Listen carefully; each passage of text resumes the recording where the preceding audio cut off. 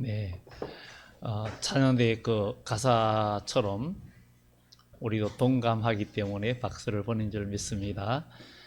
예수님께서 가시에 찔리고 고통을 우리를 위해서 십자가에 죽으시고 고통을 달게 졌는데 우리는 그것을 잘 이해하지 못할 때가 있습니다. 아니, 주님이 왜 나 때문에 그렇게 고통을 느꼈을까? 왜 그렇게 마음이 아프실까? 이런 생각을 사람들이 할 수 있습니다. 그런데 우리가 부모가 되어 본다론 자녀가 어릴 때 속을 썩이고 하면 마음이 굉장히 아픕니다.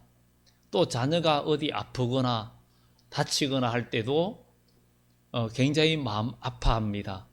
자녀가 아프면 아이고 내가 대신 아팠으면 좋겠다. 그리고 자녀가 큰 병에 걸려서 정말 죽어갈 때 부모는 내가 대신 죽었으면 좋겠다. 내가 대신 죽었으면 좋겠다. 이런 마음을 가지고 그런 말을 합니다. 그러나 자녀는 그것을 잘 이해하지 못합니다. 우리 하나님께서 우리를 하나님의 형상으로 만드셨어요. 근데 마귀 게임에 넘어가서 우리가 죄를 지음으로 하나님의 형상을 잃어버렸고 하나님의 형상을 잃어버린 결과로 우리는 다 죄인이 되었고 다 지옥의 형벌을 누릴 수밖에 없는, 누린다니까 좀 그렇고 지옥의 형벌을 감당할 수밖에 없는 그런 우리 인생이 된 줄 믿습니다. 그렇지만 우리 주 하나님께서 우리 인생들이 죽어가는 것을 볼 때 우리 하나님께서 너무나 고통스럽고 마음이 아프죠. 그래서 하나님께서 친히 이 땅에 오셔서 우리를 위하여 십자가에 죽으시고, 그러니까 사람의 몸을 입고 와서 성육신하고 이 땅에 오셔서 우리의 죄를 대신하여 십자가에 죽으시는 그 과정을 보면 우리 주님께서 그 엄청난 고난과 고통도 달게 우리 주님의 그 고난, 십자가의 고난을 참으신 것은 바로 우리의 허물 때문이고 우리의 죄악 때문이라는 것, 이것을 우리는 기억하고 우리의 마음이 좀 더 이 시간에도 주님을 향한 우리의 믿음이 새로워지는 축복이 있기를 예수 이름으로 축원합니다.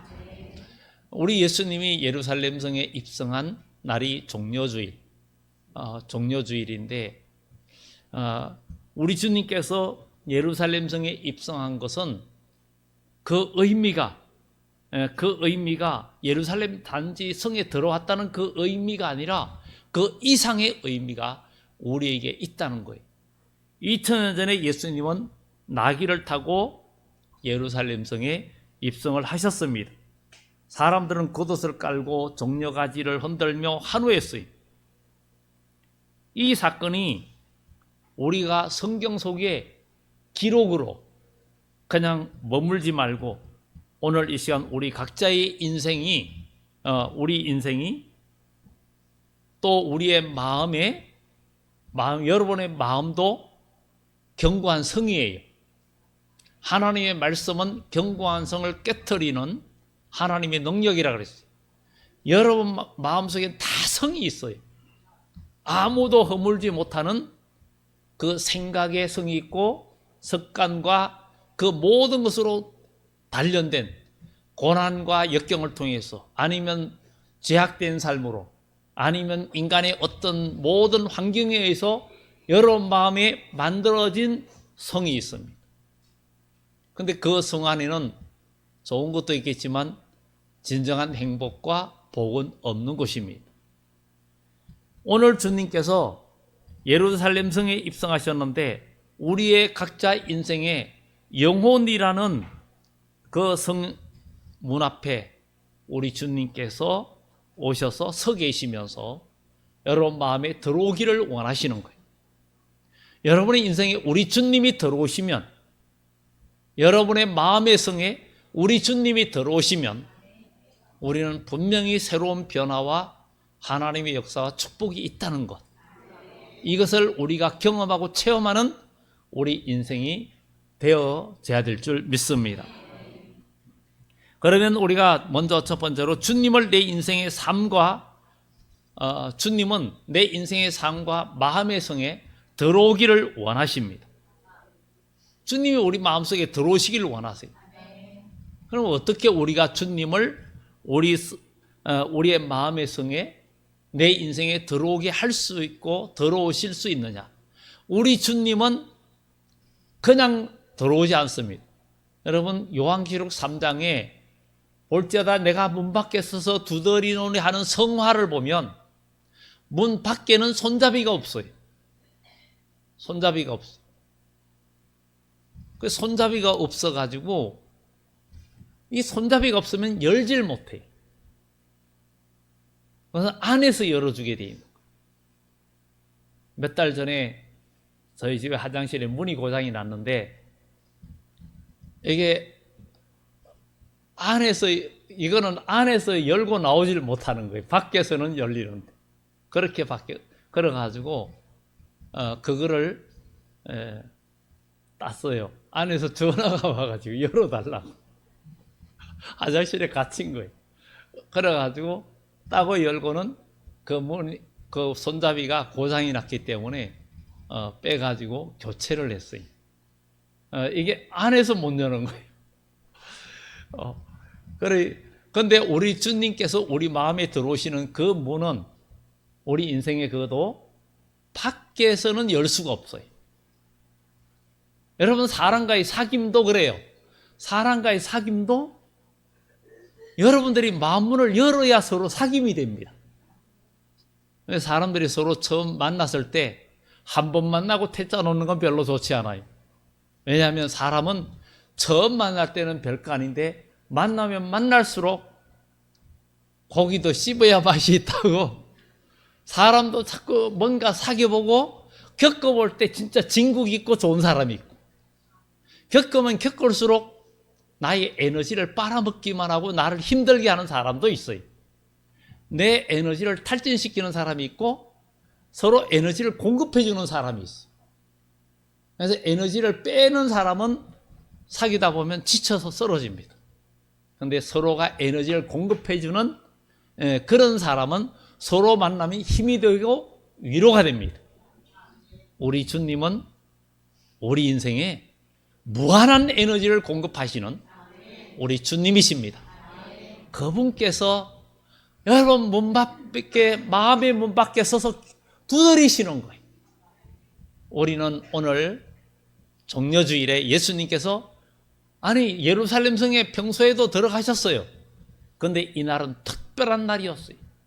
우리 주님께서 그냥 들어가시는 날이 아니고 나귀를 타고 가는데 그것도 나귀 새끼를 타고 들어가시는 날이 나귀 새끼를 그런데 그냥 들어가는 게 아니라 먼저 주님께서 제자 중 둘을 보내면서 말합니다. 맞은편 마을로 가면 곧 아직 아무도 타보지 않은 나귀 새끼가 매여 있는 것을 보리니 아무도 타보지 않은 나귀 새끼가 있다는 거예요. 풀어 끌고 오라. 누가 뭐라고 말하면 주가 쓰시겠다 하라. 그리하면 즉시 이리로 보내리라 하시니 그랬어요. 우리는 주님이 내 인생의 삶과 인생의 그분을 모셔드리려면 주님께서 주가 쓰시겠다는 거예요. 누구를? 여러분들을 쓰시겠다는 거예요. 주님께서 여러분들을 귀하게 쓰시겠다는 거예요. 하나님의 사람으로 쓰시겠다는 거예요. 세우시겠다는 거예요. 그러면은 주님께서 여러분들을 쓴다 그러면 여러분의 인생을 누구한테 맡겨야 됩니까? 주님께 맡겨야 돼요. 여러분의 인생의 소유권을 주님께 양도해야 됩니다. 여긴 양도세도 없어요. 그분께 맡겨야 돼요. 사람들은 뭐라고 그러면 간섭하면 내 인생 내가 살아 간섭하지 마라 그러잖아요. 내 인생 내가 살아. 그런데 여러분의 인생 내가 산다 해도 내 인생은 어떻게 될지 하나도 몰라요. 그러나 나의 달려갈 길을 오직 그가 아신다 그랬어요. 사람이 모든 인생을 계획할지라도 그것을 성취하시는 분은 하나님이시라 그랬어요. 그분이 우리의 삶에 들어오시면 우리 인생은 그분이 간섭하시고 그분이 인도하시면 하나님은 아브라함처럼 이삭처럼 야곱처럼 다윗처럼 요셉처럼 하나님은 그의 인생을 만들어 가십니다. 하나님께서 여러분의 인생을 만들어서 여러분 인생이 정말 복된 인생으로 되어져야 될 줄 믿습니다. 이 세상 모든 나라가 모든 것을 계획할지라도 그 모든 일들은 자기 뜻대로 안 됩니다. 지금 세계가 전쟁으로 지금 휘몰아치고 있죠. 이게 인간의 힘으로 되는 게 아닙니다. 결국은 성경은 이 유프라테스 강을 중심해서 큰 전쟁을 얘기하고 있고, 요한계시록 16장에 보면 유프라테스 강물이 마르고 동방에서 오는 왕들의 길이 예비된다, 이런 얘기도 요한계시록 16장에 나옵니다. 사실 지금 현실적으로 보면 유프라테스 강의 강줄기는 티르키예가 잡고 있어요. 거기가 물을 막으면 아래에서 거의 물줄기, 생명줄이 걸려 있어요. 특히 이라크 같은 나라는 굴욕적인, 그야말로 티르키한테 고개를 숙이고 아주 그냥 주권까지 내줄 정도로 굽신굽신합니다. 왜냐하면 물줄기, 중동지방은 물 담수화 시설만 박살내면 그야말로 수억의 인구들이 먹고 살질 못합니다. 그거는 석유보다 물이 더 비싸요. 이집트의 룩소르 쪽으로 가면 길바닥이 시커매요. 거기는 룩소 쪽에는 비가 1년에 20-30mm 밖에 안 와요. 지붕이 필요 없는 거예요. 근데 길에 먼지가 나니까 석유 원유를 뿌려놔요. 그러면은 그냥 아스팔트처럼 먼지도 안 나고 항상 땅이 건조하니까 진흙탕 될 일도 없고. 그러나 수로를, 나일강이 한 6,000km 되는데 그 나일강 수로를 온 지역으로 끌어들여 가지고 농사를 짓고 이런 지역이기도 합니다. 물이 그만큼 귀한데 정말 우리는 오늘 이 말씀을 하면서 우리 인생에 주님이 들어오셔야 되는데 주님께서 우리를 쓰시겠다는 거예요. 여기엔 낙이 아무도 타보지 않은 낙이, 그런데 주가 쓰시겠다. 그러면 보내리라 그랬어요. 이것을 보면서 여러분들의 삶의 주인이 내 인생 내 것이야. 그러면 우리 인생은 하나님이 보증해 주시고 간섭하지 않습니다. 그런데 내 인생을, 나의 삶을 주님께 맡기면 그분이 내 마음속에 들어오시면 나의 인생을 만들어 가셔요. 요셉처럼 다윗처럼, 믿음의 조상처럼. 그러니까 이것도 아니고 저것도 아닌 인생이, 뭐 어중이 떠중이, 또 누가 방거치라 그러죠. 그렇게 말을 하고 있는데 그러면 안 된다는 거죠. 우리 주님은 우리의 마음에, 내 시간에 들어오길 원하셔요. 우리는 나의 인생, 내 재능, 내 물질, 내 모든 것이 내 것이라고 고집할 때 주님은 아무것도 역사할 수가 없습니다. 엘리야가 사르밧 가부에게 가가지고 지금 아들하고 마지막 떡을 하나 구워서 먹고 죽으려고, 이제 이게 마지막 음식이요. 죽으려고 하는데 엘리야가 먼저 떡 하나 만들어서 작은 거 나에게 가져오라. 이런 나쁜 사람이 어디 있어, 인간적으로 볼 때. 아니 지금 마지막 먹고 죽을 판인데 거기서 하나 만들어서 나에게 가져오라니? 당신도 사람이요? 이럴 수도 있어요. 그런데 사르밧 가부는 순종을 했어요. 그리고 난 후에 어떤 일이 일어납니까? 가루통에 가루가 끊어지지 않았고 기름병에 기름이 떨어지지 않았어요. 우리는 지금도 하나님께서 그렇게 이루실 줄 믿습니다. 우리가 성경에 많이 얘기했죠. 성경에 요한계시록 6장에 네 말이 나오는데 처음에 흰 말, 붉은 말, 그 다음에 붉은 말은 세상에 화평이 없어지는 그런 일이 일어난다는 거죠. 그 다음에는 검은 말이 나오는데 저울을 가졌다는 거죠. 그리고 하루 일해서 밀한데 한 데나리온에 보리석대, 밀한데다. 여러분, 지금 물가가 앞으로 더 오르고 달러도 1불에 1,500불이 넘어갔어요. 지금은 약합니다. 만약에 앞으로 점점 어려워지면 나중에는 우리가 먹고 사는 문제가 아주 심각해질 수 있어요. 그러면 내가 많이 벌어놓고 많이 모아놨으면 안전할까? 아니라는 거예요. 성경에는 그게 아니고 하나님의 손에 붙들리고 푸른 풀과 수목은 해하지 마라. 하나님께서 살아있는 믿음의 백성은 엘리야에게 까마귀가 떡과 물을 공급했듯이 하나님께서 하나님의 백성을 지켜주시고 머리털 하나도 상하지 않게끔 인도해 주신다는 거예요. 우리는 이것을 믿고 그분을 의지하는 삶이 되어야 될 줄 믿습니다. 내 삶의 주인이 누구인가? 주님은 여러분들을 쓰시겠다 하는 거예요. 여러분들의 인생의 모든 주인을, 나의 소유권을 주님께 다 맡기면 주님께서 그 다음부터 나를 인도해 주십니다. 그분이 내 속에서 나를 주관하시면 내 인생은 성공하는 거예요. 그것이 정말 중요하다는 것입니다.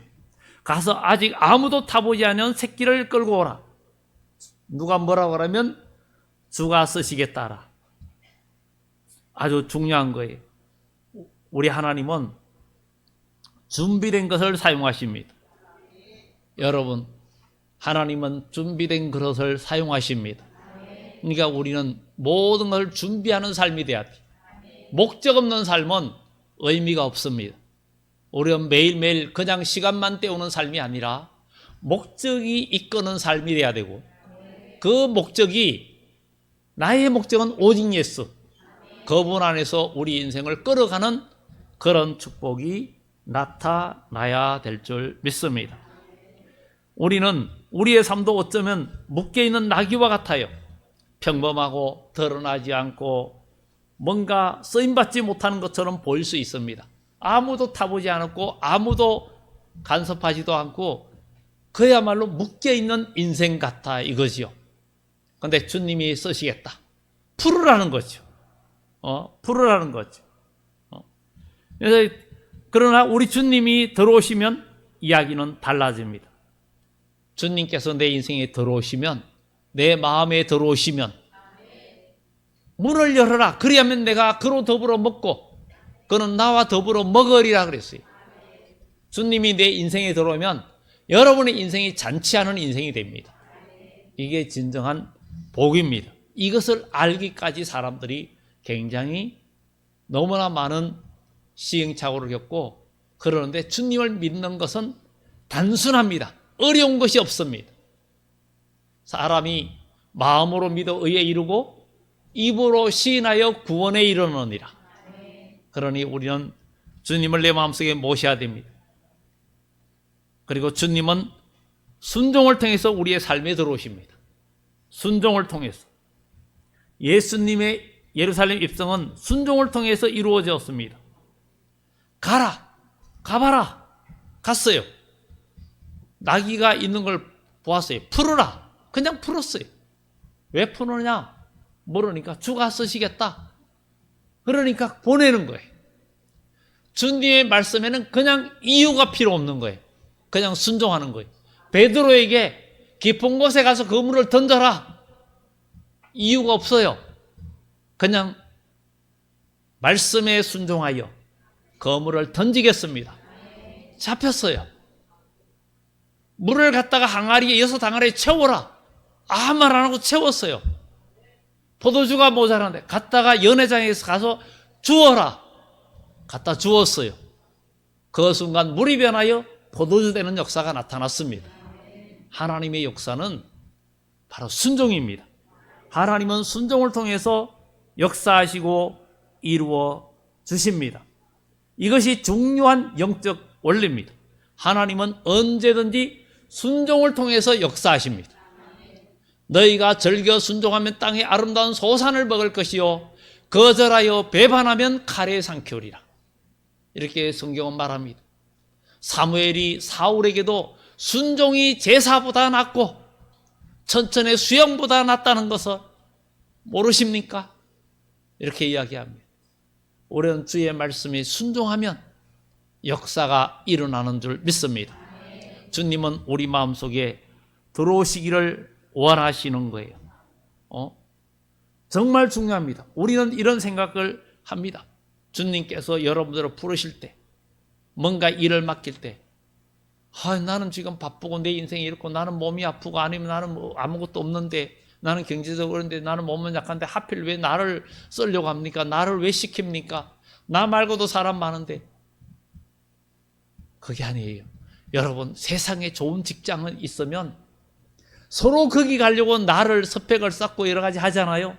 하나님 나라의 상급과 복은 인간의 스펙이나 인간의 능력이 그게 아니라 그분께서 쓰시고 할 때 순종하고 그분께 나를 맡기면 역사가 일어납니다. 능력의 통로가 되고 축복의 통로가 되는 거예요. 이게 하나님의 역사예요. 그분과 연결만 되면 하나님의 역사는 일어납니다. 전기도 다 연결을 하면 불이 밝혀지고 합니다. 지난주에는 우리가 이제 냉난방기 전기가 좀 불균형이 있어가지고 작년에 여름에 1층에 차단기가 자꾸 떨어져서 전기 그 배선 작업을 새롭게 좀 구조 변경을 했어요. 아주 굵은 선 그 전류까지 어느 정도 감안해가지고 배선을 바꿨어요. 그러면은 충분히 그것을 사용할 수 있도록 분배를 했는데 우리가 그렇게 전기가 연결돼야 되는 것처럼 하나님과 우리 사이에도 연결이 돼 있어야 돼. 기도가 연결돼 있어야 되고 나의 믿음과 신앙이 연결돼 있으면 그분과 지금도 연결되는 사람은 이 시간에 하나님의 말씀이 여러분 마음속에 심령 속에 그대로 신비에 새겨집니다. 그러나 내 마음에 주님을 향한 갈망이 없으면 예배 시간이 지루하고 하나님 말씀이 별로 나에게 유익되게 느껴지지 않습니다.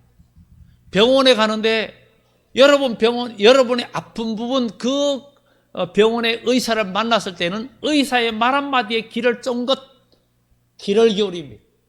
때에 대해서 많은 설명하면 혹시나 어떤 분은 녹음해도 되겠습니까? 언제든지 물어보고 해야 되죠. 녹음 그냥 하면 안 됩니다. 그것은 비양심적이죠. 물어보고 녹음해도 되겠습니까? 제가 잘 잊어버렸어요. 그래서 그렇게 하면 되겠죠. 그런데 우리는 오늘 이 시간 정말 주님은 우리에게 요구하시는 것은 이해하려고 생각하지 마라. 하나님의 명령은 이해하려 하면 안 됩니다. 무조건 순종입니다. 항아리에 물을 채우라. 왜 채워야 되죠? 여리고성 7바퀴 돌아. 온 국민이 다 돌아. 아이들까지 다 돌아. 아니 아이들도 힘든데 우리 어른들만 돌면 안 됩니까?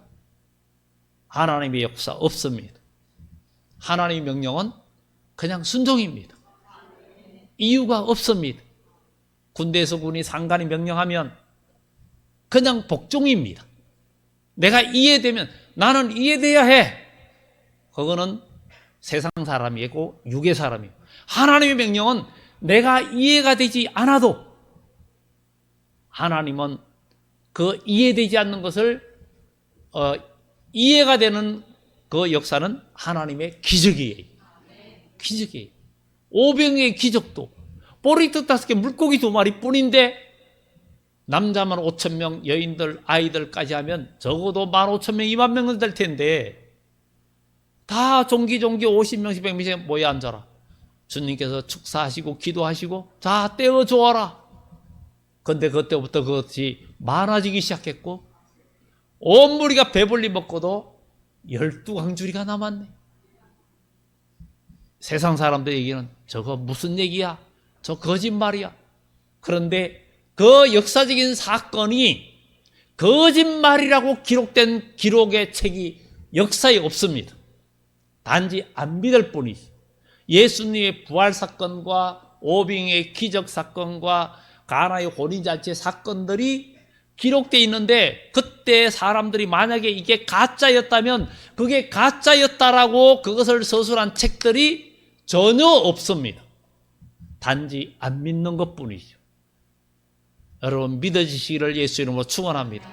이것이 우리의 삶에 체험되어지기를 예수 이름으로 축원합니다. 우리 주님은 내 삶에 들어오기를 원하십니다. 문을 여는 방법은 순종입니다. 순종하면 문이 열립니다. 마음문을 열면. 우리는 보통 그러잖아요. 뭐 주면서 이거 내 마음이야. 어떤 것을 주면서도 내 마음이야 그래. 내 마음이라 그래. 마음을 거기에 담아요. 그런데 어떤 것은 마음이 없는 것도 있죠. 마음이 없는 것. 그래서 잠언서에 권력자가 높은 자가 너에게 앞에 상을 차려놨을지라도 너는 주의하라. 네가 거기서 음식을 먹을 때 주의하라. 너와 함께 하는 것 같지만 마음은 딴 목적이 있을 수도 있다. 이런 얘기를 이야기하잖아요. 주님은 순종을 통해서 역사하십니다. 그리고 겉옷을 펴야 됩니다. 주님께서 나귀를 타고 예루살렘 성에 입성합니다. 그런데 사람들은 겉옷을 길에 펴니다. 겉옷은 당시에 굉장히 중요한 거예요. 여러분들이 입은 옷 중에 지금 겉옷이 제일 그래도 값이 나가는 거예요. 반대로 속옷이 제일 비싼 거 입은 분 있습니까? 그런 분이 있을 수도 있겠지만 아마 여기는 없으리라 생각이 되는데요. 아마 겉옷이 제일 비쌀 거예요. 겉옷이. 아마 금으로 싼 속옷 입고 계신 분 있습니까? 우리가 지난주에 깨진 도자기겠죠. 안드레아 보첼리 기법이나 킨츠키 기법이라 하는 그 기법. 항아리가 아무리 진짜 고가의 도자기도 깨어지면 가치가 없는데 안드레아 보첼리 기법으로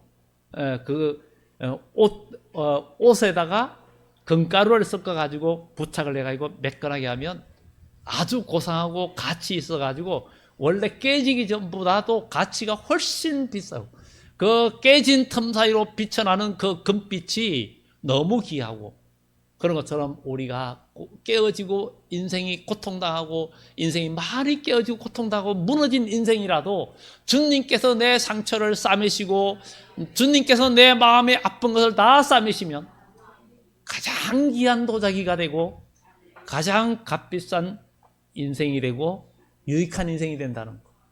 이게 하나님의 은혜입니다. 겉옷을 편다는 것은 나의 자존심과 화려함 또 다 내려놓으라는 거예요. 겉옷은 그분의 모든 사람의 신분을 말합니다. 예수님을 왕으로 맞이한다는 것은 내 체면, 내 지식, 내 경험, 나의 모든 것을 내려놓는다는 거예요. 그분께 다 맡긴다는 거예요. 여러분 겉옷을 땅에 펴시는 거기에 주님께서 저려 밟고 오소서 그러죠. 주님께서 밟고 오소서. 나의 겉옷을 밟고 나의 체면을 밟아버리고 나의 자존심을 밟아버리고 나의 자아와 고집과 혈기를 다 밟아버리고 십자가에 못 박아버리고 주님께서 우리 마음속에 들어오시도록 해야 됩니다. 내 자아가 살아있는 곳에는 주님의 보좌, 주님의 자리가 있을 수가 없습니다. 주님을 손님으로 모십니까? 우리는 주님을 손님으로 모실 때가 많아요. 주님을 나의 왕으로 모셔야 돼요. 그분을 나의 왕으로 모시면 우리는 달라집니다. 그분은 만물의 주인이시고 그분은 바다를 잔잔케 하시는 분이고 죽은 나사로를 살리신 분이기 때문에 주님께서 내 마음에 들어오시면 전화위복의 역사도 나타나고 하나님의 기적이 일어납니다. 이게 우리 인생이요. 믿음은 바라는 것이 실상이고 보지 못하는 게 증거라. 많은 선진들이 이로써 증거를 얻었다 그랬어요. 이런 증거를 우리도 누리는 축복이 있기를 예수 이름으로 축원합니다. 주님을 손님으로 모시면 불편할 때 어서 가시기를 원하는 것이죠. 주님이 없어야 편해. 그런데 왕으로 모시면 절대 불편한 게 아닙니다. 그분이 나를 주관하시면 그때부터 기쁨이, 그분이 나의 인생의 모든 걸 해결해 주시는데 영생복락까지 해결해 주시는 거예요. 그러니 우리는 이것이 복된 것입니다. 그리고 우리가 뭐라고 외쳐야 됩니까? 호산나, 호산나 찬송하리로다. 그들이 딸의 소리되 호산나 찬송하리로다. 주의 이름으로 오시는 이여. 시편 118편에 나오는 내용입니다. 지금 구원하소서. 지금 구원하소서. 하나님의 구원을 찬양하는 우리 그리스도인. 정말 우리는 이제 구원하소서, 하나님 나를 구원해 주옵소서 하는데 우리는 그 구원의 기대 방향부터 수정해야 됩니다. 우리가 대부분 많은 사람들이 기대하는 것은 하나님, 주님, 나에게 건강 주세요. 나 부자 되게 해주세요. 나의 삶이 힘들어요. 아유, 나를 괴롭히는 사람이 있어요. 저 사람 제발 나에게서 떨어지게 해주세요. 아니면 내가 환경이 왜 이렇게 힘듭니까? 이것 좀 바뀌어지게 해주세요. 이럴 때가 너무 많습니다. 그런데 우리는 이걸 바꿔야 됩니다. 그때 이스라엘 백성들도 호산나, 우리 로마의 압정에서 나를 좀 해방시켜주고 이 나라를 해방시켜주세요. 이렇게 외쳤습니다. 그런데 주님은 우리를 죄와 사망에서 구원하기를 원하시는 거예요. 왜? 우리가 이 세상의 고난은 믿는 사람이나 안 믿는 사람이나 다 받아요. 요한계시록 3장에 빌라델로에게 사자에게 편지하기를 열면 닫을 사람이 있고 닫으면 열리가 없는 그이가 이르시되 내게 열린 문을 두었으되 닫을 사람이 없다. 하나님께서 에바다 열어놨다는 거예요. 그런데 그 열린 문이 있는 교회는 작은 능력을 가지고도 하나님의 말씀을 지켰다. 배반하지 않았다. 그러므로 내가 너를 지키어 모든 시험의 때를 면하게 하고 환난을 면하게 하겠다. 이 환난은 온 지구상에 있는 모든 자들에게 임하는 때라는 거예요. 그것을 우리는 기억하고 우리 모두 믿음으로 우리 하나님은 우리를 죄와 사망에서 구원하려고 이 땅에 보내셨어요. 우리는 먼저는 영혼이 잘 되어야 됩니다. 요한 3서에 사랑하는 자의 내 영혼이 잘된 같이 내가 범사에 잘되고 강건하기를 원한다 그랬어요. 영혼이 잘되는 사람들이 잘되는 거예요. 다윗도 그의 영혼이 잘됐어요. 영으로 하나님을 찬양하고 계속 찬양하는 사람, 시편의 그 절반이 다윗이 기록을 했잖아요. 그만큼 영적인 사람이니까 하나님께서 그를 키우신 거예요. 여러분, 우리의 영혼이 잘 되어야 됩니다. 그래야 모든 것이 잘 됩니다. 이제 호산나 구원해달라고 육적으로 이것으로 우리가 우리의 욕심과 내 인간의 뜻이 아니라 주님의 뜻이 나의 삶에 이루어지기를 원해야 된다. 마지막으로 겸손한 왕을 모신 백성이 되어서 우리는 삶의 변화가 이루어져야 된다는 것이요. 예수님의 예루살렘 입성은 십자가를 향한 길이에요. 사람들은 예수님을 왕으로 환영했어요. 호산나하고 찬양했어요. 예수님의 가시는 길은 그런데 영광의 길이 아니라 십자가의 길이었어요. 호산나를 외치던 사람들이, 구원해달라고 하던 사람들이 며칠 뒤에 십자가에 못 박으라고 외치면 예수님을 마음속에 모시고는 나가서 살면서 예수님 뜻대로 살락하니까 내 삶이 힘들어요. 내 자존심, 모든 것 마음대로 안 돼. 그러니까 예수님 따라오지 마세요. 예수님을 못 박아버리는 거예요. 예수님 뜻과 상관없이 살아.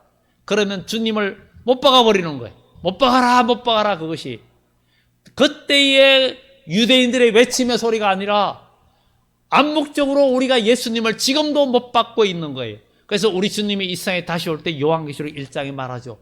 볼지어다 구름을 타고 오시리라. 각인의 눈이 그를 보겠고 그를 찌른 자들도 볼 터이고 모든 민족이 그를 인하여 애국하리라. 그러나 주님이 오실 때에 아멘 주 예수의 오시옵소서 마라나타 하고 그분을 환영하고 주님께서 여러분들을 만날 때 여러분 눈에서 눈물이 쏟아지고 주님께서 여러분의 눈에서 눈물을 닦아주시며 위로해 주시며 여기 앉아라. 너는 내가 고통당할 때, 내가 아플 때에, 내가 감옥에 있을 때 너는 찾아와 주었고, 너는 같이 수고했고, 내가 목마를 때 물을 주었다. 바로 작은 자들에게 주님의 뜻을 행하는 그런 일을 했던 사람. 오늘 우리도 내 문제 해결 주실 때만 환영하는 사람이 아니라 나의 삶을 전체를 주님께 맡기고 나아가는 삶. 주님을 내 삶에 모신다는 것은 단순한 축복이 아니라 십자가의 길을 함께 걸어가겠다는 각오입니다. 예수님은 큰 백마를 타고 위협적으로 오시지 않고 어린 나귀를 타고 겸손하게 오셨습니다. 여러분의 마음의 왕으로 모셔야 됩니다. 그런데 주님께서 이 세상에 다시 오실 때는 왕으로 군림하십니다. 그때는 죄인은 거들떠보지 않습니다. 보라, 요한계시록 10장에 백마 탄 자가 있으니 그 이름은 충신과 진실이라.